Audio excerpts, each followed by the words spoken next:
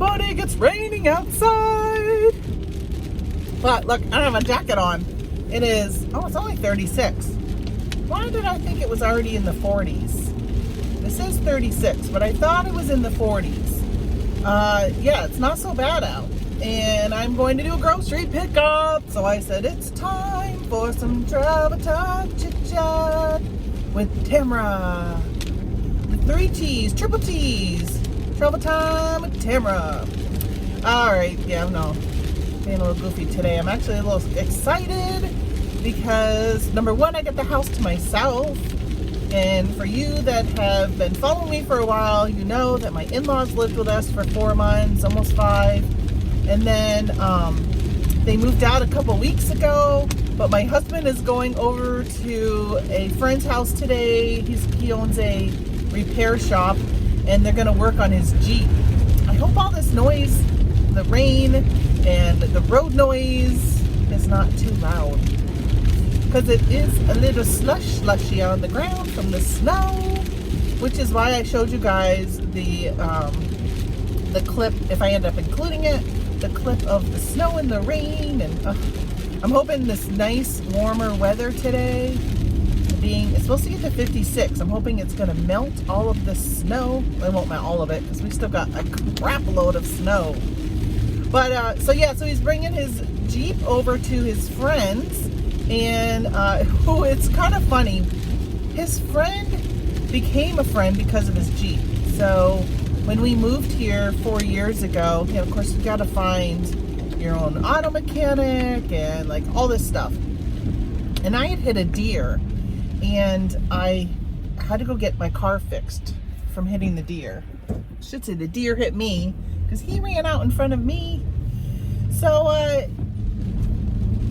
right, I'm sorry, I'm distracted trying to drive and through an intersection. All right, so when my husband had asked the guy, do you know anybody who does front end alignments for Jeeps? And he said that he doesn't do it because he doesn't have the equipment, but because he just pretty much does like body work, repairs damaged cars, that kind of stuff. He doesn't do like, from what I understand, he doesn't do like if you needed a new transmission or something like that. So he referred him to this guy named Sean, that's who my husband ended up bringing his Jeep to. And my husband is the type of person who, number one, he does most things himself, like change the oil, change his brakes, like, I don't know, put electricity in a new room, put heating, radiant floor heating. Like, he does everything himself. We very rarely have to hire people. Lately, we've been doing it a little bit more because we've got some bigger jobs and sometimes it just gets done quicker. But a lot of times he just did stuff himself. Well, he always, when he goes and gets car work done, he will say, can I go in and watch what you're doing? And sometimes they'll let him, and other times they'll say, no, insurance reasons, we can't let you in the garage, and blah, blah, blah. Well, this guy obviously was like, okay. And so Tony went in, and he is a socialist. Not in what I consider a negative form, but he loves to socialize with people. He will talk your ear off. He can just, I don't know, he is just a social bug, and he just knows how to create conversations with people. And he started talking to this guy, and next thing you know, we're like hanging out. And this guy ends up going out and buying a Jeep Gladiator, and this summer we're going to go off-roading with him. I think as of right now, we're looking at going to Tennessee in June with him. I mean, it's blossomed into a friendship, and but that's just the way my husband is, and that's what he does, is he talks to people, becomes friends with them, finds a lot of commonality, and has gotten to the point now where this guy, it's his day off, he's not open on Sundays, and Tony was telling him that he was going to work on his Jeep today, and he's like, hey, why don't you bring it over and we can put it in my garage, we'll put it on my lift. And so it's really nice having that benefit of that type of a friend. But even if he didn't offer that, obviously my husband would be friends with him, even if he sat and did the work himself in his own garage. Like, that's just the way my husband is. He is somebody who gives to others all the time.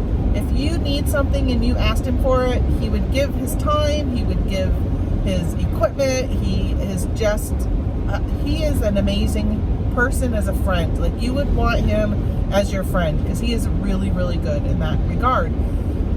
Now, when it comes to him asking his friends for things, never. Like, he would never call his friend and say, hey, can I use your garage to, to lift my whatever, like my Jeep or whatever. Like, he would never initiate whatever it is. He waits for the other person to offer, but he never would ever call with the intent of hoping that person offers.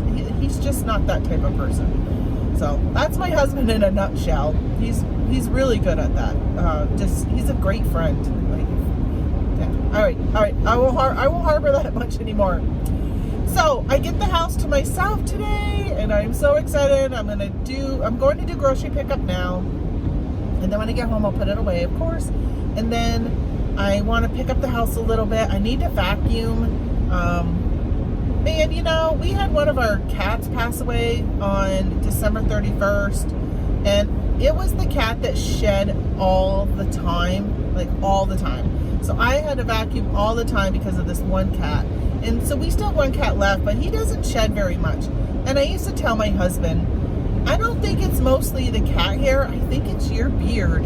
If you guys have ever seen my husband, he has got a big bushy beard. And so now that Ari has passed, I walked out of the bedroom this morning, and we have a runner. So our bedroom walks right into the living room, and we made a hallway with the way that we put the couch, and then there's a rug runner right there, and then there's the sliding doors onto our back porch and so forth. So when you walk out of the bedroom, you're right into that. And I look down and I'm like, there's so much hair right there, like so much hair, and it is all beard hair. It is ridiculous. In here he used to say, oh, the cat's shedding again. He probably knew all along. It's his beard. And the other thing is there's a certain spot on a throw rug or an area rug we have in the living room. And when we watch TV at night, or when he's watching TV, he sits there and he like combs his beard with his fingers. And he's always doing this. And sometimes he'll go like this and like put him onto the floor. I get so mad at him. Well, you can tell where when he stands up, after he takes about 2 steps, that's where all the beard hair that he's loosened falls. Because in that one area in the rug, you can see all this beard hair. I'm like, come on. Oh my gosh. When I got my car, so I had a gentleman hit me at Lowe's and did some damage to my car. And I just had some work done to it. I got to bring it back in because the guy's having a really hard time matching up this tri-coat white color of my Toyota. And he says he's painted it twice and he just doesn't like the look of it. Doesn't feel like it's perfect. And I could tell right away. I'm like, yeah, it's definitely not the same. And you have to really look to notice. You have to be looking for it to notice that it's not the right color. But because I'm looking, I can tell. Well, he cleans my car mats. And I was oh my gosh, it was so great. And I felt so bad for him because my husband, I'm always the driver when we go places, and my husband's the passenger. And he'll do this in the car, and he leaves all this beard hair on the floor. And I got one of those, they're like the nice rubber mats. What's that company called? Oh my gosh, I can't think of the company, but it says Highlander on it, so they're made by Toyota, or Toyota sources them, but they're like that type of really good quality mat. Well, they get so full of beard hair, it is ridiculous. And of course, through the winter, it's been so cold, I'm not going out and vacuuming it and shaking it and do all the stuff I'll do in the summer, so I don't let it accumulate. But in the winter, it accumulates. And yeah, I'll tell you, that beard, oh, I wish he would just shave it. I do not like the beard at all. Speaking of the beard, for those who did not watch The Bearded Picker, or if you watch The Bearded Picker on YouTube, Scott and Steve do a show on Wednesdays, and this past Wednesday he announced that he is no longer going to be doing his show on Wednesday anymore. And I was so disappointed when I heard it. Well, first of all, for 2 reasons. One, the biggest reason is I really enjoy their show. So for anybody who follows my channel, I try and do a show Wednesday mornings. I have not been really good at it lately because, my business model has changed some, and It's just made it harder to come up with stuff to show on the show. But he did a show at 9 a.m. Eastern time. Well, I started doing my show at 8 so I could be done and watch his show at 9, because I really like watching his show. I like being able to watch it live so I can put stuff in the chat box and all that kind of stuff. Well, on Wednesday, I was driving to Syracuse, which is a 3-hour drive, when his show went on. And I said to my husband, I'm like, it's really annoying me that I'm not able to chat in the chat when I found out it was his last show. I always wonder what people think of when they see me staring at the camera at a stoplight talking. I just looked to see if he was looking at me, or he or she, but they're not. So he, excuse me. Excuse me for coughing. So he said, so I was hoping my husband would be like, oh, I'll chat for you, or I'll drive, or whatever. But no, of course, he doesn't do that for me. Talk about what a great friend he is to other people. Always not so well to me. So I felt so bad that I couldn't really chat. Every now and then I was able to grab my phone. We stopped at a rest area and I put a little thing in, and then I sent him a message afterwards. But I'm really gonna miss his show. Really gonna miss his show. He didn't always share like what they were selling. Like very rarely did they share what they were selling. Sometimes after the fact he would share, and I always kind of liked that. Like when I was first starting out, I would love to know what people sold out of after they sold it, because it was kind of for me to be like, oh yeah, I should look for things like that, or oh, I never thought of sourcing at Tractor Supply, because at one time they were selling, oh, wasn't it like some dewormer or something, and that was going for a really good price. And it was after the fact, and I was like, yeah, I didn't even think of doing that. And I don't know, I guess I'm always late. I'm not in the right group of circles to find things that are hot at the time. It's usually after the fact that I find out about stuff. So I really liked some nuggets. Every now and then, like one time he said, shop at stores people aren't shopping at. So if everybody's doing BrickSeek, which a lot of newcomers do BrickSeek, which that's what I did, and it worked out really well for me. But it's hard to expand when you're focusing on, you know, clearance items and stuff like that. So he said, you know, shop at places not everybody else is going to, and I was like, oh, really smart. Okay, I need to start looking at other stores. And then he, what was it? Another one he said to me. Well, he's always been right on about like pivoting your business, and both him and Steve were sharing about. Well, first of all, I'll just say that the thing with Steve on the show is he had backed away from Amazon a lot and was doing more eBay, and was just the way his business model was kind of going. I was like, geez, that's like me. A lot of times when Steve would say something, I would say, I'm finding that same thing. That's exactly what my business is doing right now. And they both were sharing how like even Walmart clearance has been so tough, and they really neither of them have really been doing it. And I'm like, yeah, me too. I haven't really been doing Walmart clearance at all like I used to. It is just really difficult to find really good things, and the race to the bottom when you're doing clearance is absolutely incredible and frustrating. And that's one thing I found when selling on Amazon, was the frustration level is just ridiculous. So it would be a multitude of things. Oh, let me just talk about what my frustration is first of all. So my frustration with Amazon is I get frustrated with price tankers, and then you got to wait them out, and it's just time consuming. You increase your inventory fees for the items sitting at Amazon. I just hate those people.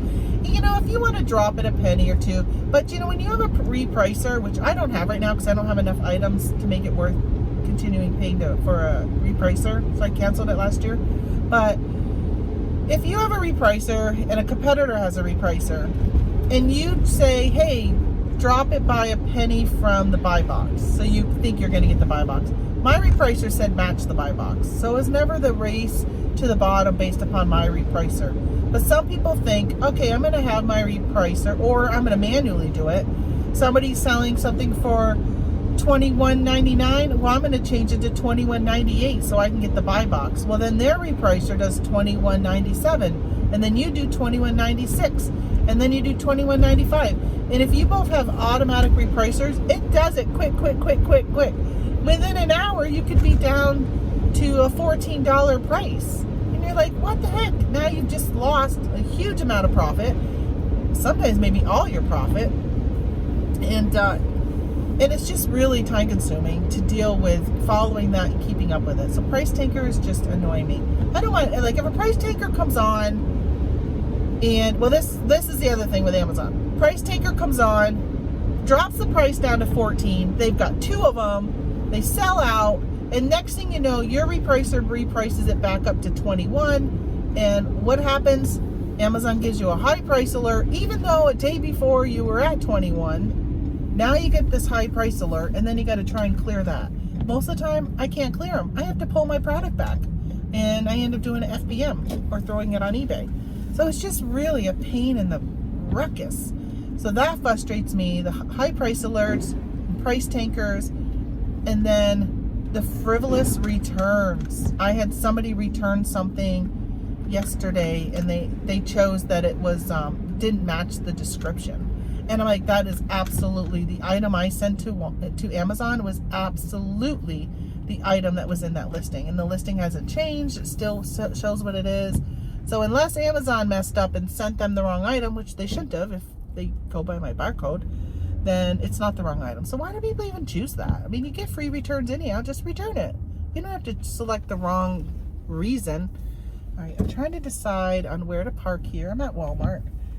But I wanted to get, so they don't have to get into the messy weather here. Because it's raining. Not raining is hard though. It slowed up as I went along. All right, I'm going to pause you for a second so I can check in, and then I'll be right back. Alrighty, got my groceries. And he comes out so fast. I find, like, the guy next to me, it took him a little bit longer, and he was already there. And they didn't come out with his as quickly as they came out with mine. I think the difference is when you're doing a Walmart pickup, if you click on the button that says I'm on my way, it tracks your GPS so they know, okay, go get the stuff out of the freezer, the refrigerator, so they can like get your order together. So when you pull up and you check in, they come right out. But if you wait till you get there to check in, now they got to go into the freezer and the refrigerator. They got to go and grab all your items, not from the store shelves, but they're in these blue bins. But they got to go grab them from all the different places that's got your name on them and put them in to bring them out to you. So it definitely helps save time when you check in. So that's what I usually do. All right, so Amazon. That's what we were talking about. So the other thing that really frustrates me, that gets me going with Amazon, is IP claims. I despise those. I don't like those so much.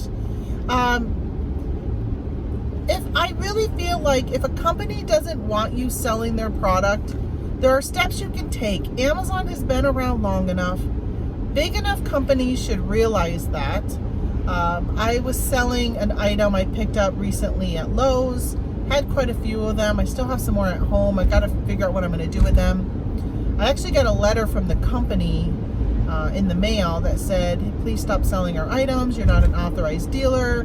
You cannot give the warranty, which I was like, there's a warranty on these things? Because it's not an electronic item. You wouldn't think there would be a warranty. And so I said, all right, well, I'm going to check and see, how many I got left. And I checked and I was like, oh, I just sold out of them. And I think I'd sent in like 15 of them. I think I probably got about 25 more of them sitting at home. So I'm trying to decide what I want to do.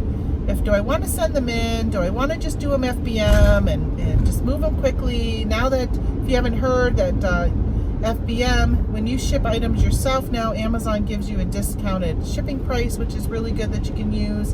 And these items would probably get that, I'm guessing. They would definitely go UPS because they're a little bit bigger. They wouldn't go first class.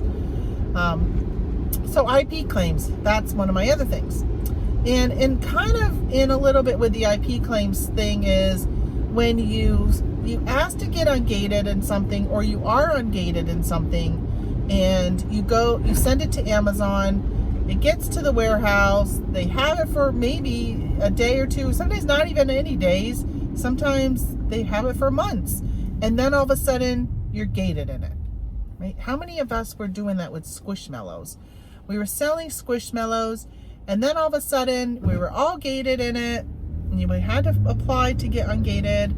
And I think I heard that even people who applied are having issues again with it. I'm not sure. I ended up not ever getting ungated in it. So I stopped selling Squishmallows after last Christmas. But I know there's a lot of money in it. I can tell you that. But I stopped selling them just because, honestly, I haven't been doing Amazon enough last year to make it even worth my time and effort to source, like find somebody to get it wholesale from. And I know there was some places that were shared and some groups I was in, or I'd heard some people talk about it. I think a Reseller Mom shared where you can get ungated and in that. Everyone keeps it so hush hush. I'm all open book. Like if you want to get ungated in something and I know a source for you, I will share it. I will tell you. And I know there are some people who don't agree with that. And they're like, go do your work. Well, you know what? You did the work. Most likely you found out from somebody on how to do it. You didn't actually like reach out to a bunch of companies to find it. And so that kind of annoys me a little bit. And, you know, I don't mind competition. I guess the problem is what kind of competition. And a lot of times if it's new, a lot of people don't know always what they're really doing. And it kind of goes back to the whole price tankers. And you know, I don't know. So I don't mind. I share. I've done videos. I got a video in here on how to get ungated in grocery, some places you can use to get ungated, and then how to get ungated in toys, and get how to do the best bang for your buck. So if you haven't watched those videos, go watch those. They're really good ones. They really help when it comes to getting ungated. You know, it's great to get ungated in like toys, and it's great to get ungated. Let's say you wanted to get ungated in Disney. But why not get ungated in Disney and Lego at the same time? So it kind of talks about how to do that, right, with one product. So those are probably my biggest pet peeves, frustrations when it comes to Amazon. It's just, you know, I haven't been doing much FBA lately. And I find when I do FBA, I get more returns than FBM. But I was getting some returns. Yesterday I got 2 returns. And I know some of you are like, 2 returns? I get 20 returns in a day. But I don't sell much right now. But I was just like, what the heck? Why are you returning this? Somebody said ordered the wrong item. And when that happens, I don't mind it as much because hopefully it'll just go right back onto the shelves and they'll just sell it again. Actually, it's one of those items I was telling you that I got that letter in the mail from. I got somebody returning one right now. I'm thinking I never closed the listing down because it didn't come through Amazon. It came just through the mail. So I never closed the listing down. So that'll be good. So at least I won't end up with a stranded item. It should be able to go right back into my stock if they indeed didn't open it. It's just whether or not they opened it and said, oh, wrong item. Which I got to do a return on Amazon. My in-laws ordered some backsplashes in January, and they got them in, and they were not at all what they said they were going to be. They're supposed to be like these interlocking backsplashes, and they weren't. They are all straight-edged, 90-degree angle, like stuff. Like it just wasn't interlocking. So we returned those, and then I went on and ordered a different one, and it came in, and my husband put it up for them last week. Actually, maybe it was a week before. I don't know, sometime in the last 2 weeks. And my in-laws sent us a picture on Friday when we were driving home from Syracuse. Sent us a picture, and it was all peeling right off the wall. So the adhesive never even stuck and stayed to the wall. And I said, well, 2 things. You can find another adhesive to put on it and put it back up, or pull it all down, put it in a box, and I'll open a return and send it back to Amazon. I mean, if it's not sticking, if it's not doing what it's supposed to be doing, and there's nothing that's on their wall, like they don't have a weird textured wall, it's just a normal wall, like there's no reason that it should be coming off and falling off. But you know, when you're saving a buck, so these wall backsplash tiles, like they have them at Lowe's in the same type of design. Obviously, probably not the same brand, but they're like $9 something at Lowe's, and I paid like $2 at Amazon. So obviously, they're probably some, you know, Chinese knockoff that was private label, which I remember it was a private label. And there's a lot of private label. When you look at backsplashes, there is a lot of private label backsplashes. Don't be fooled by the by the backsplashes at Dollar Tree. Oh my gosh, they are so cheaply made. So cheaply made. I saw somebody doing a craft project for them the other day, and I thought, why would you ever even use those? They're like a plastic, hollow plastic. I mean, if somebody pushes like part of it in, and it probably would stay popped in. You wouldn't even, how would you even pop it out once it's on your wall? Just cheap. Oh my gosh, so cheap. So that's Amazon. So let's see, what else is up with me? Now that I'm on my way back home. So today, like I was saying, I want to get the house cleaned up, and then I worked on my father-in-law's taxes yesterday. If you guys, so I want to, besides vacuuming, I want to pick up a few other things. Like we went, I did some sourcing when I went down to Syracuse. I stopped at one chain of stores, but I stopped at 3 locations and picked up some items that I've been picking up on clearance. And I got to get that stuff listed today on eBay. And then, oh, I know what I wanted to tell you guys. All right, so 2 celebrations. One, thank you to my subscribers. I hit 2,000 subscribers, so thank you so much for that. I got an email from vidIQ yesterday saying congratulations on hitting 2,000. I was like, I didn't even know. So that's amazing, wonderful. I just feel so blessed that I have this community here, that you guys come. And I'll tell you, I've been really struggling with not going live as often as I went live, and not doing pre-recorded videos as often as I used to do them. I really miss doing them, but it's hard to find the time. Sometimes I wish my husband wanted to do reselling more with me and was more of a help. Like, he does my post office run. That's pretty much it for him when it comes to reselling. And I would, man, it would just be amazing if we were a 2-person team, because I could just feel like I could do so much more. And honestly, YouTube is just such a secondary, takes a back seat to so much of the other stuff that I do. So I have to balance all the time, like, where do I want to spend my time? So whatever. Thank you so much for you guys for coming and watching and commenting and liking and chatting in my live shows. I just really, really, really thank you so much. All right. So I know I just put a travel time chit chat out yesterday where I was pretty much thanking people also because I'd gotten a really nice comment. Well, just so you know, that video was from like a month and a half ago. I was so behind in putting up those travel time chit chat videos that yesterday I was just like, I'm just going to put it up, even though it's like outdated of what I was talking about. I put it up anyhow. Hopefully I'm not so late with this one. And I guess that'd be a good question for you guys. I know that some of you like when you have the longer videos that I do, because you can sit and you can be taking pictures, you can be listening and kind of be listening in the background, prepping Amazon, whatever. Put it in the car like I do and listen to that type of stuff. That was one thing I really liked about the Bearded Picker show, is that if I was in the car, I could just listen along. It wasn't something I even had to look at. You know, I don't have to keep looking over at you. Oh, I gotta let you go. My daughter's calling. Good morning. All right. Sorry about that abrupt departure the other day. So today is Tuesday, and that was on Sunday. My daughter had called, and I ended up talking to her all the way home and all the way as I brought my groceries into the house. And yeah, and this is my first time back in my car, so I'm like, I've got to close out my last thing. I don't even remember what I was talking about. I was going to listen to it, but I don't know. I just got in the car and I was like, oh, I should record. And I don't even remember what I was talking about. So I'm sorry if I left a thought that's unfinished on that other piece. Of course, for you guys, it's like a second ago. But all right, so today is Tuesday. It is March something. I don't know, March 8th maybe? I can't even tell. because I got sunglasses on and not my reading glasses. I can't even read my watch.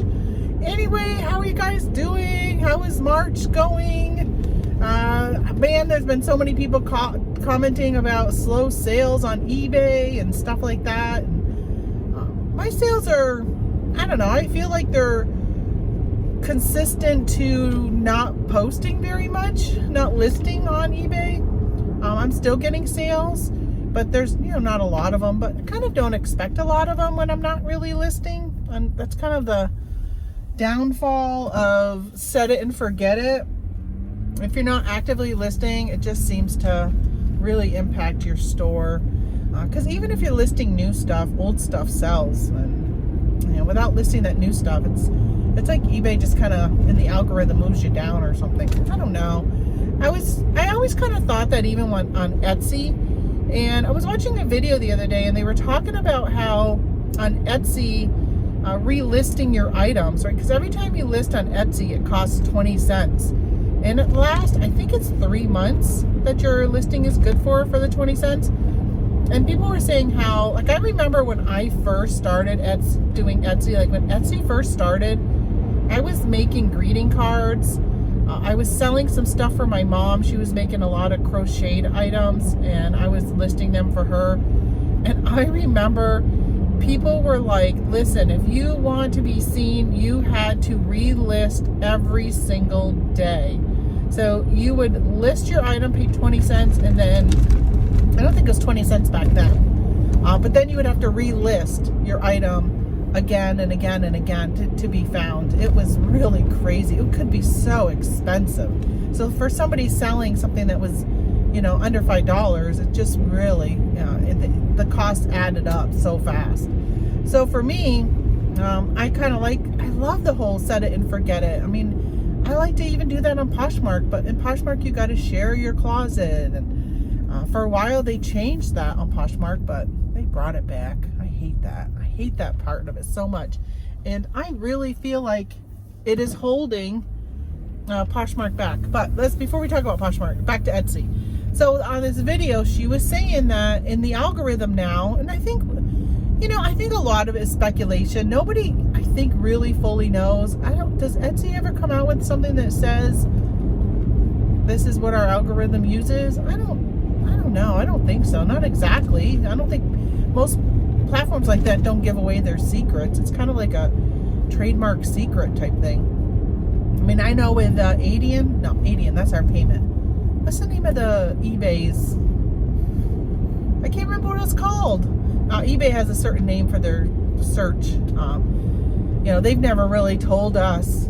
They'll tell us, hey, best practices are to do this, this, and this. And I really feel like if you follow their best practices, that's what they want you to do. So that's what will help. And, you can test things out here and there. And consistency always seems to pay off with eBay. But with Etsy, they're saying pretty much that, you can list something and just keep it there. What really matters is your sales. So if you have an item, you list an item, and you list item A, and then you list item B and item C. Well, if A is not performing well, if there are people that are looking at it but not buying, that brings you down in the search. If there are people who are, I guess overall, just if it's not selling, it just starts to move over time down in the search. Even if you were to relist it, that same listing, it doesn't really do anything. It bumps you, they said, for up to like 24 hours, but that's it. But again, if the item doesn't sell in that 24 hours, then it's just going to bring it back down in the algorithm. It's not going to be good. The only way to really give it the best benefit would be to end it and end it completely, and then relist it completely under a whole different listing. And then that would give it a little bit more of a boost. But again, if it doesn't perform, it's just going to quickly move back down into the bottom. So I don't know. I mean, there's so much. Etsy is so different than eBay. There's so much with SEO, the search engine optimization, how you put your titles in, your description, your attributes, which is like your item specifics, but not as detailed as eBay. Your description. I did hear somebody say when it comes to your description that this is the thing. So many people say things that conflict each other. So I'll listen to one person's channel and they seem like they're really up on Etsy, and they'll say, don't repeat tags in your tags that are also in your title. So if you're selling, let's say you're going to sell a handmade baby blanket that's personalized, and it's got, I don't know, a pink pig on it. I've been really into pigs lately. I don't know. I just love, some of them are so cute. So if you got a pink pig baby blanket and you put that in your title, then when you do your tags, don't put baby blanket, pink baby blanket, a pig blanket. Don't put that in your title, they're saying, because, I mean, in your keywords, because it's already in your title. And I'm like, well, that doesn't make any sense to me. If you've got enough other keywords you can put in, then yeah, you can omit some, but don't leave keywords empty. You're better off repeating stuff, I think. So this other person I was watching, who seems to do extremely well on on Etsy, was saying to repeat it. And she was saying even repeat it in your description. So in the first couple lines of your description, repeat your keywords in your description, because the more Etsy sees your keywords, the more you're going to rank in the search. But then somebody else says don't do that. So I don't know, it's so confusing to know what really works. I think the thing is, if you try something and your listing isn't doing well, then maybe switch it up. Maybe go and take out some of the keywords that you've repeated, put in new keywords. They say like long tail keywords. So let's say baby blanket, your big thing is baby blanket, but then you want to have a long tail keyword might be the pig baby blanket, or a baby blanket for new moms, or something like that, you know, baby shower gift. Something like that might be more of a long tail that you would put in, or maybe it's not. Maybe that's considered not a long tail. I don't know. I'm so confused with all that stuff. That's where I feel like I need to educate myself a little bit more on that. I probably need to spend the money and join something like marmalade, something like that it's called. It's a website where you can put in your keywords. And I know I used something similar to that when I was setting up my own listings on Amazon. And it gave me the ability to kind of find out, like, what are people using for keywords. But you know, I hate keyword stuffers. So I know that earlier in the video I was talking about things with Amazon that I dislike. One of the things that I don't like as a buyer is when I do a search for something, this happens all the time on Mercari, and it drives me insane. I'll do a search for something that I want to buy, and a whole bunch of something else will come up. For instance, I like the band called The Maine. It's it's a pop. My daughter introduced it to me in high school, when she was in high school, and I just really I like them. I like their music. I like listening to them. So every now and then she wanted some vinyls for Christmas that were out of print. And so I would go and I would put in The Maine, and I got search queries on them, hoping that maybe I could find some for her that aren't so like ridiculously expensive like they are right now. And so there's a band called Fall Out Boy, and they play music that's kind of similar to The Maine. Not really, but somewhat, right? They're in that same genre. It's almost like if you put in Luke Bryan and you came out with Florida Georgia Line albums, and you'd be like, I'm not looking for Florida Georgia Line, I'm looking for Luke Bryan. Well, that's the way it is with this one. If I put in The Maine, they have keyword spammed so many, like they put The Maine into other albums that it's not even The Maine, but they want you to pretty much, I guess, see their listing that, hey, this is similar to The Maine, maybe you should buy this one. But it's not The Maine. So I gotta weed through all of their albums. It's like that on eBay. Oh, so it's just so ridiculous. So that's keyword spamming, or keyword stuffing, they call it. When you're putting in a whole bunch of keywords into your listing that have really nothing to do with your item. But even if it does, like every now and then, I tried it one time at the bottom of my listing, I put in a bunch of keywords. Because eBay doesn't have a place to put in keywords. Where Macari's got 3 of them. Poshmark now has like a style type of keyword you can put in. Etsy's got keywords. Let's see, Amazon's got a place where you can put in keywords when you're creating a listing. Not if you're going off of somebody else's already created listing. So I've tried that before. I don't think it really helped. I didn't do it to too many, and I definitely didn't like stuff it with a bunch of non-relevant keywords. So I got to find out how to do that a little bit more. I'll probably end up having to join something like the Marmalade. I don't know what it is. I'm still laughing because I just don't know every time I say it. I know there's some other ones out there. I gotta remember what they were called and look those up too, just to find out. I know Etsy people really do the Marma one, so I gotta figure out that. So I think that's kind of where I gotta go with Etsy, is I gotta just figure out and play around with the SEO. But they were talking about how really the biggest thing is using social media and driving traffic to your store, especially on Etsy. That's really, really big. A lot of the people in the Facebook groups that seem to be really successful have a really good grasp on social media. And a lot of them have worked into TikTok. I have a TikTok account, but I don't really do anything with it. It's named after this channel, Yellow Brick Road, reselling. But I would really rather just do one for my actual store that I'm selling stuff on to drive traffic. There are people, literally, this is like crazy to think. There are people on Etsy who have added the ability for somebody to, people will pay like, $2 if you want me to videotape me packaging your order.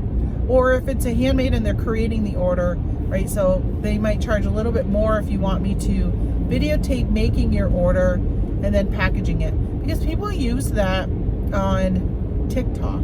So they'll put it on TikTok and they'll tag that person. So let's say I'm making that baby blanket.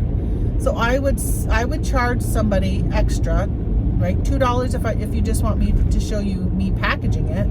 And then $5 or $7 if you want me to actually make a video of me making it, and then I can tag you in it, and then you could share it on your own platform also, type of thing. It's really weird.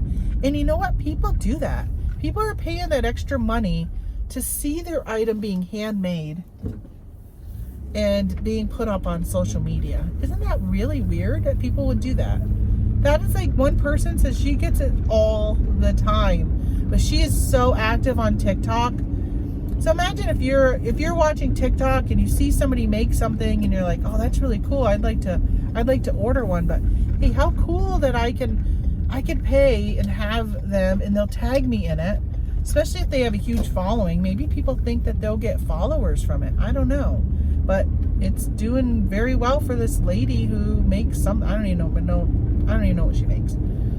So TikTok seems to be the driving factor, and they say it goes teenagers up to age 35 that are really the biggest TikTok users. There are some over 35, but that's the one that's kind of looking at it. So I would think definitely like things for new moms. I would maybe even vintage stuff would be really well. Some vintage stuff, like vintage clothing seems to be really good for that age group. I don't know. So I've been thinking about maybe getting into TikTok. I know that there's some other resellers that do TikTok. I just don't spend time on TikTok because anytime that I have watching something, it's usually on YouTube. And so that I would have to leave YouTube watching to go to TikTok to watch. And a lot of times when I'm doing that type of watching, which I talked about on my live show yesterday, and thank you for everybody who came out to that. I was talking about how I don't watch or do anything really related to social media except for between the hours of 4 a.m. and 7 a.m. because that's when I'm usually laying in bed, depending on what time I get up. So if I got up at 5, so it's from 5 to 7, I'll lay in bed. This morning it was 6 to 7. I laid in bed just reading Facebook and commenting and all that kind of stuff. Well, my husband's sleeping next to me, so I don't do anything that has volume to it. So that's why I like to read. And I don't even do much Instagram anymore because so much Instagram has turned into videos.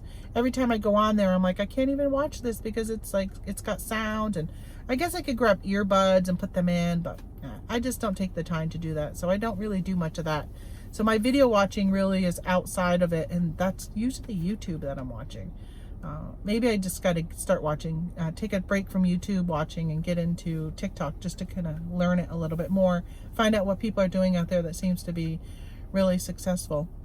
Because one person said they had a video that went viral and it really just made a huge difference in their traffic to their Etsy store and sales and all that kind of stuff. So I guess if you can get one thing to go viral like that, like how amazing would that be?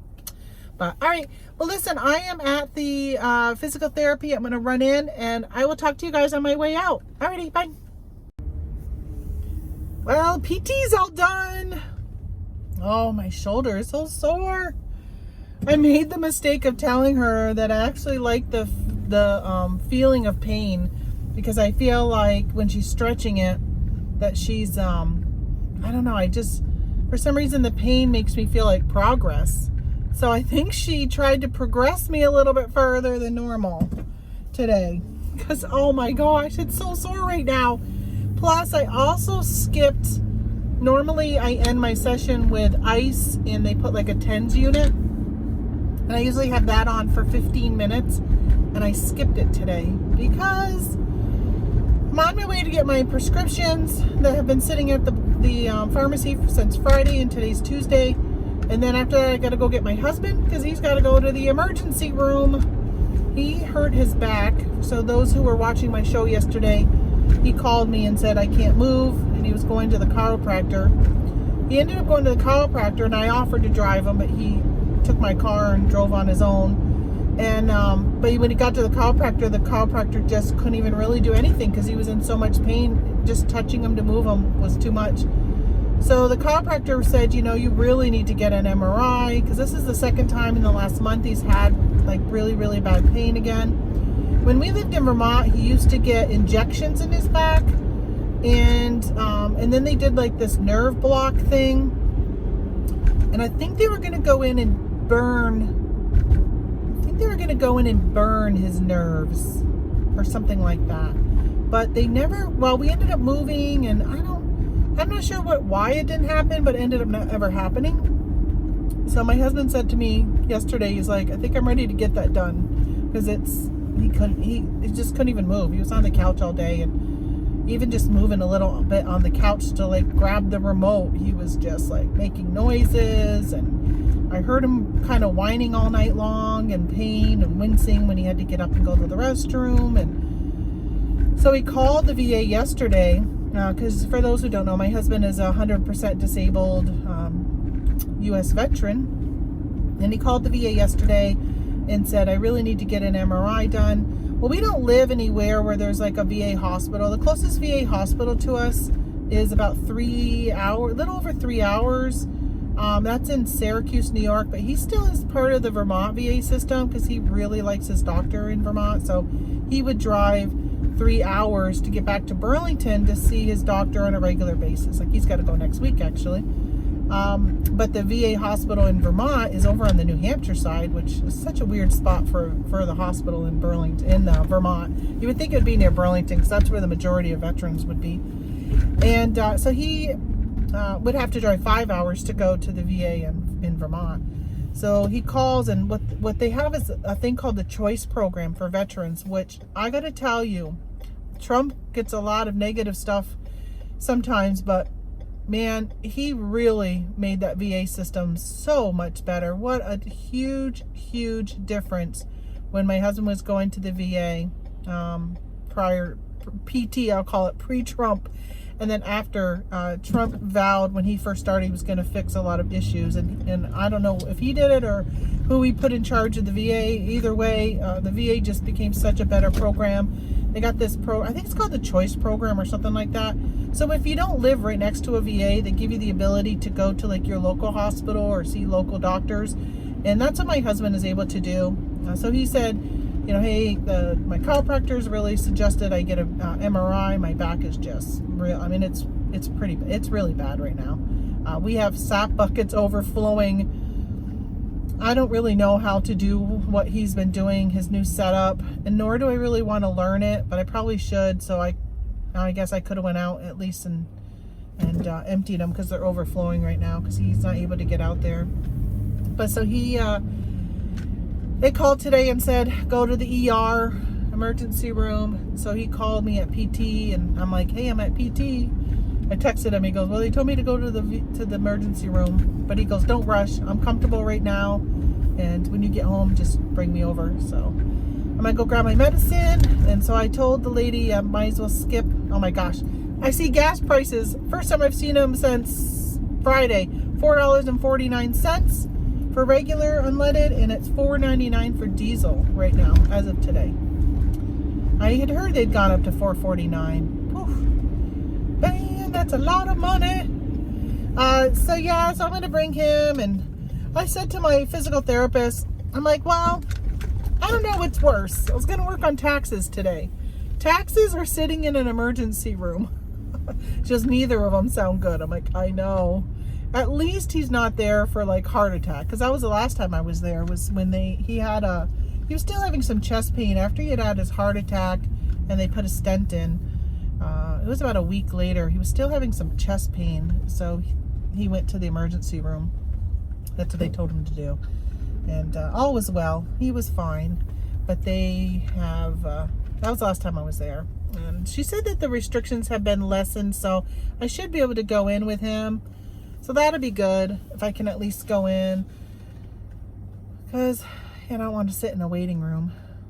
Although if I sit in the waiting room, I can go out to the car and sit and listen to something and maybe go get something to eat because I'm hungry. I haven't eaten it today. Well, I did have a banana. You know, I asked Siri how many carbs are in a banana. 37 carbs in a cup of bananas. I thought, holy smokes. I know some fruits got higher carbs than others, but I was really surprised with how many carbs are in a banana. And I'm trying to kind of watch my carbs. But I told my husband, I said, you know, there's a lot of carbs, but I guess 37 carbs in a banana is better than 37 in like a chocolate bar. So I guess in the long run, I'm not okay, but I probably should cut out bananas. I know some people eat like only half a banana. I can't eat just half a banana. And I only ate the banana because my back was hurting me this morning, so I took some ibuprofen before I went to PT. And yeah, yuppie. Well, let's see. I don't really have much else to talk to you guys about. I'm actually sitting in line at the pharmacy. I got to pick up my prescriptions. And that's pretty much all I got to say. I just wanted to wrap this up, and I'm going to run and bring him to the doctor's. That's going to be my day today. Sitting in the emergency room. Yippee. At least it's not like a real emergency, so I'm going to grab some stuff to bring. I have this little notebook that I keep like my brainstorming ideas on. I think I'm going to grab that and just jot down some reselling ideas that I have. Just keep adding to my list. And I don't know, see what else I can do. I'll probably be watching some YouTube and reading a lot on Facebook while I'm sitting in the waiting room. Anyway, thanks a lot for joining me in my travel time chit chat series. Hey, if you're not a subscriber, if you're not one of the 2,000 people that are subscribed to my channel, please subscribe. Hit that subscribe button. Come back, see what kind of other stuff I share. If you've never made it to one of my lives, I hope you can make it sometime. I know it's weird if you have a full-time job and you work during the day on the East Coast. You're probably working while I'm chatting. But I'd love to have you if you can ever join one of my live shows. Usually Monday and Wednesdays, between 8 and 9 I go live. Usually Mondays I'm live for like 3 hours. And Wednesdays I'm usually only live for an hour. But now with the Bearded Picker not doing his live show, I might go live longer depending on what topics we're talking about. because that's just to like sit and talk. Although yesterday I didn't have very many packages to package, but I still somehow was able to get a 3-hour show out of it. I don't know, time goes by so fast when I'm doing my live shows. It's amazing. I love doing them, but I struggle sometimes doing them because I got so much stuff to do. But anyway, thank you so much. I'll see you guys later. See ya. Bye-bye.